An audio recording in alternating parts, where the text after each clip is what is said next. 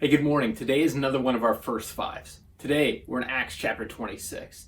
And I kind of need to set up the scene for you before we get to the verses we're going to look at. And so it really begins that Paul has been arrested, and Paul finds himself before King Agrippa. And so Paul is asked by Agrippa to kind of tell what's going on, tell his story.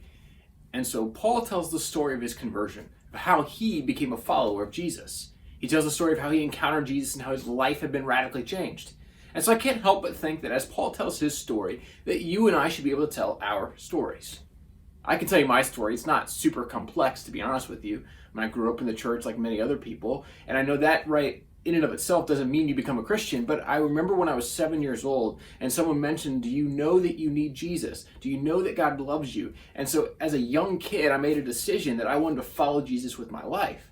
Now that decision at 7, I didn't understand all the implication of that, and I will tell you there have been many moments throughout my life when I recognize I have a choice to walk away from God's love for me. I have a choice to choose my own path, but again and again, I recognize the depth of God's love. And so I may have initially chose to become a follower of Jesus out of fear that hell might be real, I might end up there, but I gotta be honest with you, I stay a follower of Jesus because I see how much God's love is poured out for us through Jesus.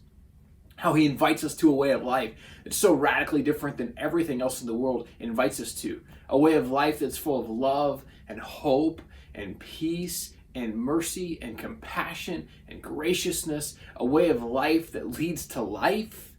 And so because of that, I want to follow Jesus, and I want to live my life seeking to be more like Jesus. And I want his Spirit to empower me to know the love of the Father. And I want to know at the end of the day that there is nothing greater I can ever become than a child of God.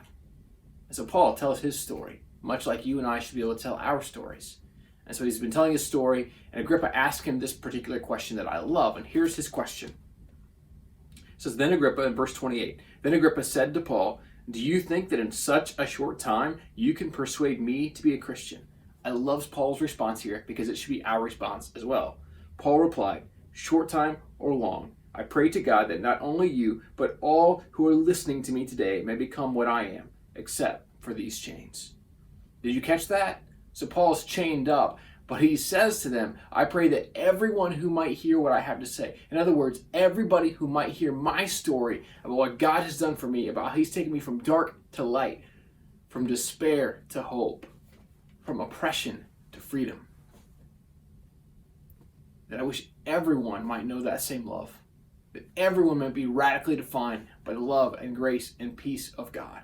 That everyone might know that in Jesus we truly can be set free from our sin and more often than not, set free from ourselves. And so here's my invitation for you today. Let's live like Paul with this radical faith that even in chains we might say, here's my dream, that everyone know the true freedom I have. Other than, I don't really want to be chained up. But even in those chains, Paul knew he was free. Because this is the kind of freedom that Jesus invites us to, that no man or woman, no government, no person can take away from us. It is the freedom to know we are loved by the Father and that Jesus died for us.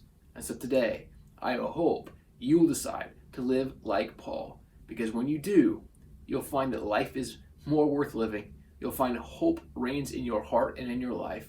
You'll find that regardless of your circumstances, you'll know you're free. And you'll know you're free because of God's grace and God's love. We'll catch you next time for another First Five.